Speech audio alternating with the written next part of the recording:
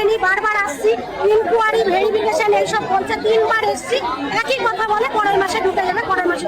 এই মাসে কালকে আমাদের আজকে লাস্ট ডেট ছিল যে 20 তারিখ অবধি ঢুকবে। কালকে বিকালের পর থেকে পোর্টাল খোলায় দেখাচ্ছে আমাদের রিজেক্ট হয়ে গেছে, কিন্তু আমরা যোগ্য প্রার্থী, কারণ আমাদের মুদিখানা দোকান করে। আমরা কেন পাবো না? যারা আইটি দিচ্ছে তারা পেয়েছে, অন্যরা পেয়েছে, আমরা পাইনি। আমরা সেইটা জানানোর জন্য যে রিজেক্ট হয়েছে, রিজেক্টটা কেন হয়েছে শুধু কারণটা জানার জন্য আমরা এসেছি।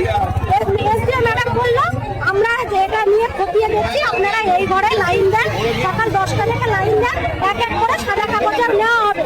আমরা যখন এখানে ছেলেরা একদিকে মেয়েরা একদিকে ভালোভাবে লাইন দিয়েছিলাম, লাইন দেওয়ার পর উনি আমরা মোবাইলে যেটাই দেখে এসেছি, অফিসাররা সেটাই বারবার বলছে যে আমরা যেটা মোবাইলে দেখেছি। আমরা জানাচ্ছি যে এটা কারণটা কি সেটা বলেন। তখন উনি একজন ভালো অফিসার, দেখতে সুন্দর, সেই অফিসার দুজন মহিলাকে চুলের গুটি ধরে মেরেছে। অন্নপূর্ণা আমরা কেন পাচ্ছি না? লক্ষ্মী ভান্ডার পাচ্ছি যখন, অন্নপূর্ণাটা কেন পাবো? আমরা কি চাকরি করি না আমাদের কোনো সংস্থা আছে যে সেখান থেকে আমরা আয় করতে পারছি? কোনো কিছু নেই আমাদের।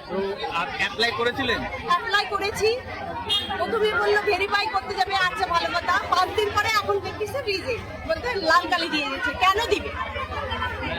আপনার যে ক্রাইটেরিয়া, সেই ক্রাইটেরিয়া আপনার ম্যাচ করছে, মানে পরের আপনি পাওয়ার যোগ্য বলে মনে করেন? হ্যাঁ, আমি তো মনে করছি আমি পাওয়া যাবো, ওই জন্য তো ফর্মটা ফিল আপ করেছি। আজকে এখানে কেন এসেছেন?